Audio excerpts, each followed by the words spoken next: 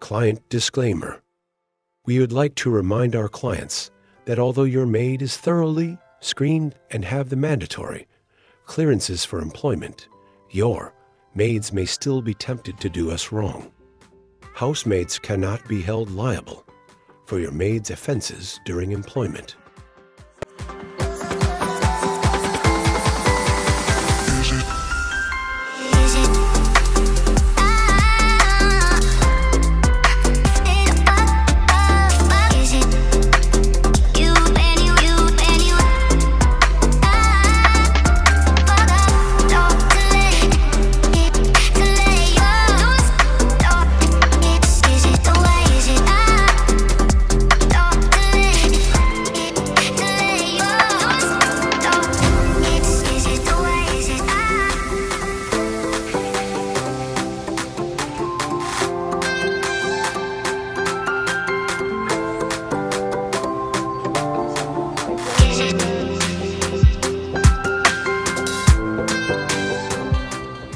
Warning: the following video contains conversation, screenshots, and images that some viewers may find upsetting.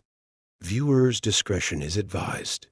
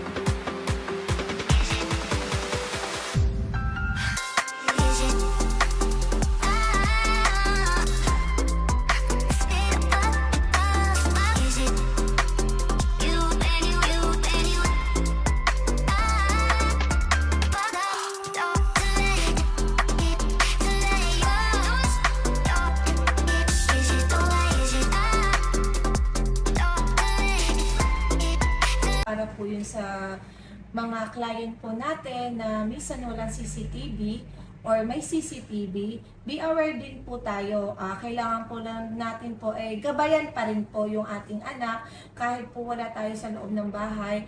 I-monitor po natin sila dahil kahit po na sa tingin natin yung mga kasambahay or yaya po natin na okay po sa paningin po natin, nakailang months na, nakailang years na, pero hindi natin alam sa bandang huli po ay meron pala silang ginagawang masama po sa mga anak natin or sa loob ng bahay. So, lesson learned din po na kapag nagkaroon po ng problema, late na po natin mararamdaman po. Tulad ng sinabi ko, be aware lang po tayo. Hindi na lahat po ng akala natin mabait ay hindi pala mabait. At saka po yung di po tayo masyado po ang kampante rin po sa aplikante o yaya po natin na di mga dinideploy po namin. Kahit po kami dun sa agency po, wala po kami sawang nagsasabi na lahat po na nadi-deploy po namin. Hindi nga lahat po perfect. So dapat po aware po tayo sa nangyayari po sa loob ng bahay. Okay, hi guys. So, may sasabihin lang ako para sa mga aplikante at para sa mga employers. Okay. Sa aplikante, alam nyo, pag nag-apply kayo dito sa housemate.ph, sinasabi namin sa inyo na lahat ng mga employers is naka-CCTV po yan para aware kayo. Pero bakit may mga nakakalusot? Lalo na po itong yung nangyari before na kitang-kita sa CCTV kung paano niya saktan ang bata po. Yaya po ito ha. So please lang sa mga yaya nag-a-apply, so sana po aware kayo na meron pong CCTV sa lahat ng sulok ng bahay ni employers po, okay? So kahit po sa kwarto ng bata, especially sa kwarto ng bata. Ayun, so may problema po kayo sa family nyo, please lang, huwag niyong ibunton ang galit niyo sa bata po. Wala pong kamalay-malay po ang mga bata. Okay? So, kung may problema kayo, kausapin niyo po ang employer. Direkta niyo kausapin ang employer, pero wag niyo pong sasaktan ang mga bata. Kasi once na nakita po kayo sa CCTV, marami pong pwedeng gawin sa inyo si employers. Pwede po kayo idemanda at ipakulong. Katulad po sa nangyari ngayon, recently, nasaan si ate? Nasa kulungan po. Kawawa naman po yung mga ganong sitwasyon. So, sa mga ate, please lang, huwag niyong saktan ang mga bata po. Okay po? Sa mga employers po, kung sakasakaling makakita po kayo ng mga ganyang senaryo, pwede nyo pong gawin yan. Kunin nyo po, pull out nyo po yung, yung video clip ng CCTV. Pwede nyo naman po sila agad-agad i-report sa pinakamalapit ng barangay and sa police station po. Pwede nyo po silang kasuhan na child abuse. Hindi po namin kayong pakikiusapan na wag nyo idemanda ang mga ganyang senaryo po. Kasi po, anak nyo po yan eh. Kumbaga, naagrabyado po yung anak nyo. So, po pwede nyo po silang idemanda. Tsaka isa pa, nakakontrata po sila sa inyo. So, habang nasa inyo sila, pwede nyo silang kasuhan. At kung ano man yung nangyari, ma'am, tutulungan po kayo ng housemate.ph. Hindi po namin tinotolerate ang mga ganyang senaryo.